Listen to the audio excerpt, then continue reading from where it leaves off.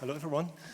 Welcome to this talk on imaging ferro and antiferromagnetic domains. This is a work in collaboration with the group of Jörg Wunderlich from Regensburg University and his colleagues. So they are the actual material experts on this very interesting materials. And yeah, so as a motivation, I think you've already seen in Rainer Hildbrandt's talk very nicely that the s-SNOM is getting more and more interesting also, not just in the chemical and biological area, but also in the electronic techniques. And for, of course, mainly measuring the conductivity, but if like we collaborate a lot with industry, and there's a whole complex of questions that they have to the material, the semiconductors.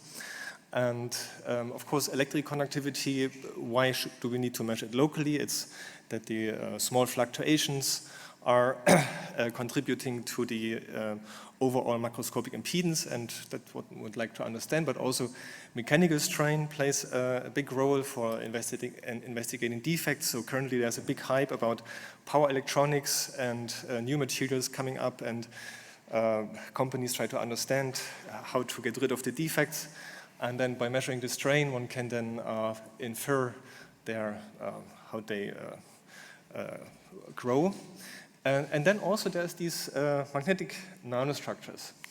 And as you maybe know, the storage technology is already also seeing a change towards magnetic nanostructures. And here, one of the questions that are asked is, if you look at small domains,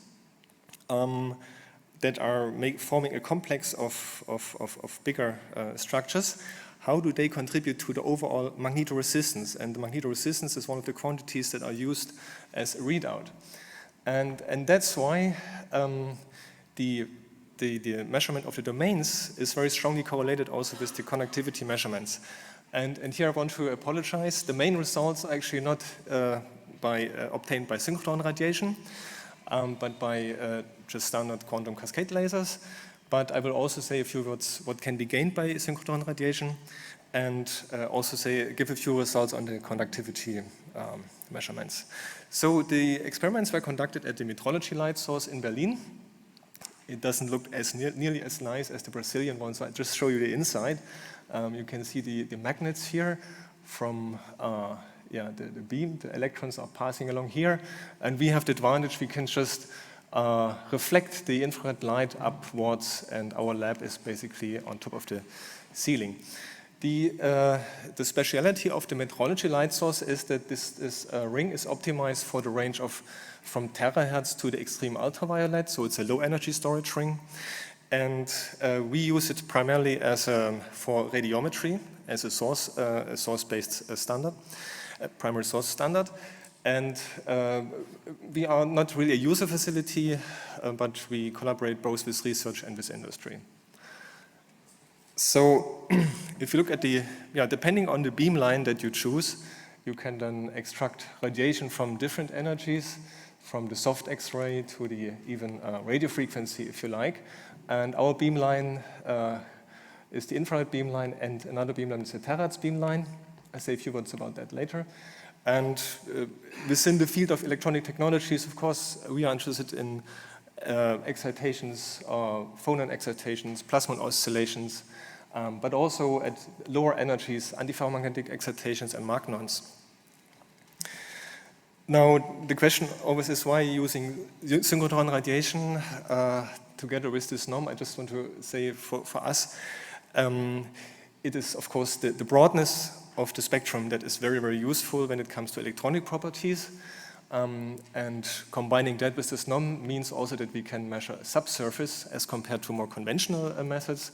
Normally you have an oxide layer on top or a capping layer.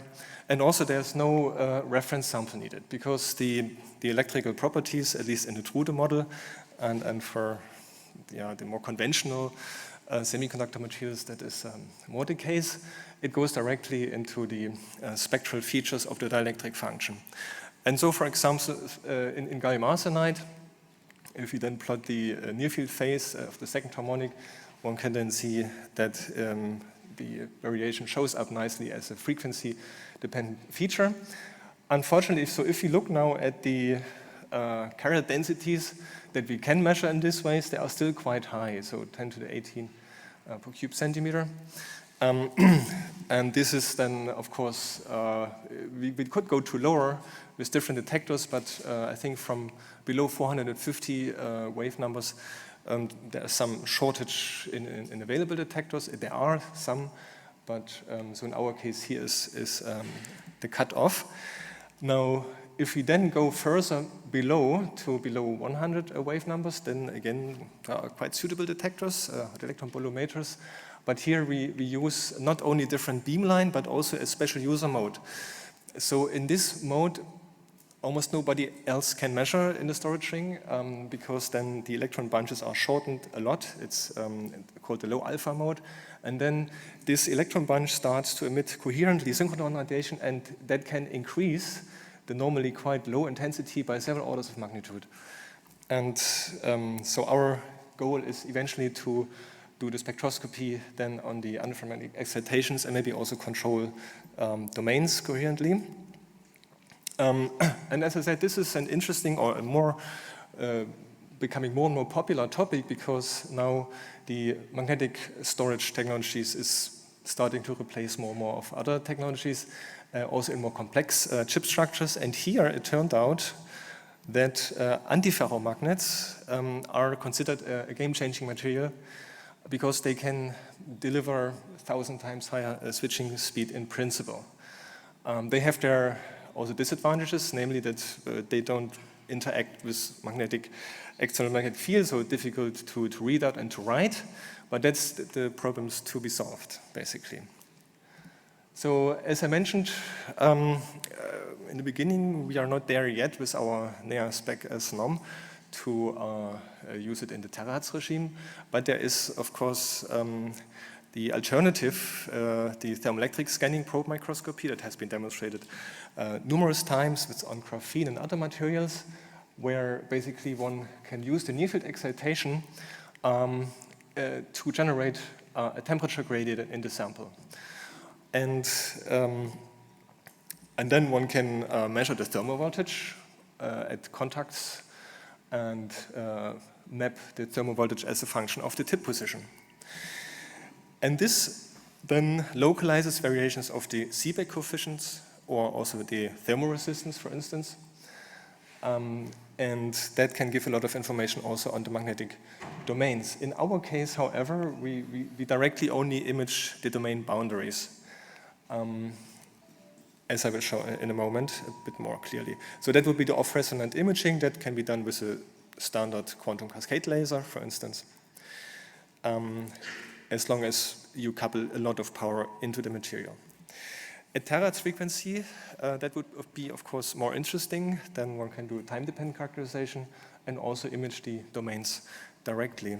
And also I want to just mention that we also look into inductive readout so that one doesn't have to connect wires to it, but that there will be coils, very sensitive coils that can measure the current also in environment of a laser and in future hopefully also a tip-induced thermal voltage.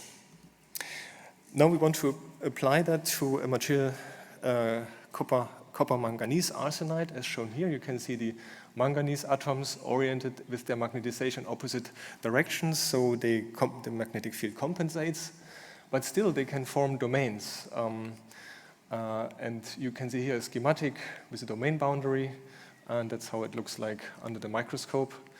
And as one scans along with the tip, then one can record the thermal voltage, and it usually behaves, shows this oscillating behavior because the orientation changes, and that for some materials leads to anisotropic magneto-Seebeck effect, which means that the temperature gradient with respect to the magnetic orientation determines the voltage and the current that is generated. So now, of course, with the s-SNOM, we can record all kinds of channels in parallel. So we see the topography in parallel to the magnitude of the current, of the thermocurrent as we scan along the structure. And you can see there's quite a rich structure appearing, double-sided features.